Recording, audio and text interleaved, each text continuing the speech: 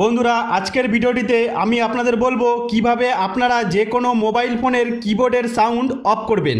হ্যাঁ বন্ধুরা, আপনারা যদি জেনে না থাকেন কিভাবে যে কোনো মোবাইলের কিবোর্ডের টাইপিংয়ের সাউন্ড বন্ধ করতে হয়, তাহলে ভিডিওটি স্কিপ না করে শেষ পর্যন্ত দেখতে থাকুন আর জেনে নিন কিভাবে যে কোনো মোবাইলের কিবোর্ডের সাউন্ড বন্ধ করে রাখবেন। হ্যালো ফ্রেন্ড, আমি পবিত্র শুরু করছি পাপ টেক চ্যানেলের আজকের নতুন ভিডিও। তাহলে চলুন বেশি কথা না বলে ভিডিওটি শুরু করা যাক।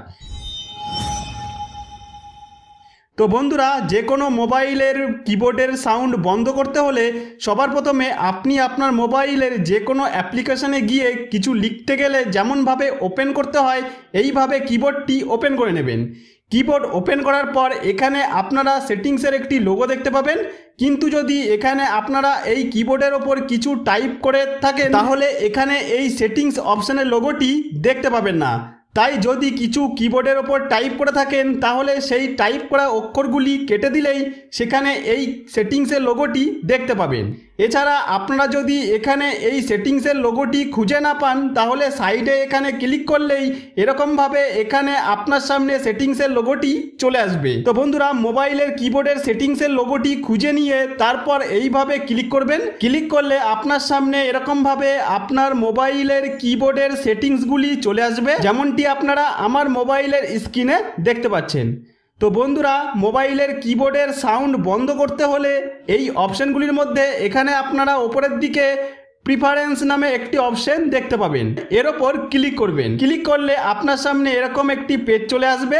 এই পেজে আপনারা এইভাবে স্ক্রল ডাউন করে নিচের দিকে আসতে থাকলে এখানে আপনারা সাউন্ড অন কিপ্রেস নামে একটি অপশন দেখতে পাবেন। এই অপশনটি যদি আপনাদের মোবাইলে অন করা থাকে তাহলে আপনি মোবাইলের কিবোর্ডের ওপর টাইপ করলে সাউন্ড হতে থাকবে। তো আপনারা যদি চান আপনার মোবাইলের কিবোর্ডের সাউন্ড বন্ধ করে রাখতে তাহলে এই সাউন্ড অন কিপ্রেস অপশনটি অন থাকলে এখানে ক্লিক করে এইভাবে অফ করে দেবেন। এবার বন্ধুরা, ব্যাক বাটন প্রেস করে ব্যাকে মোবাইলের কিপ্যাডে চলে এসে এর ওপর টাইপ করলেই দেখতে পাচ্ছি যে আমার মোবাইলের কিবোর্ডের টাইপ করা সাউন্ড হচ্ছে না, অর্থাৎ আমার কিবোর্ডের টাইপিং সাউন্ড বন্ধ হয়ে গেছে। তাহলে বন্ধুরা, এইভাবে খুব সহজেই আপনারা আমার স্টেপগুলি পরপর ফলো করে যে কোনো মোবাইলের কিবোর্ডের সাউন্ড খুব সহজেই বন্ধ করে নিতে পারেন। তো বন্ধুরা, আশা করব ভিডিওটি আপনাদের যথেষ্ট উপকারে আসবে। যদি কোনো উপকারে এসে থাকে তাহলে ভিডিওটিতে একটি লাইক করে দেবেন। আর আপনি যদি আমার চ্যানেলে নতুন হয়ে থাকেন তাহলে আমার এই নতুন চ্যানেলটিকে সাবস্ক্রাইব করে বেল আইকনটি অন করে রাখবেন এই ধরনের নতুন নতুন ভিডিও পাওয়ার জন্য।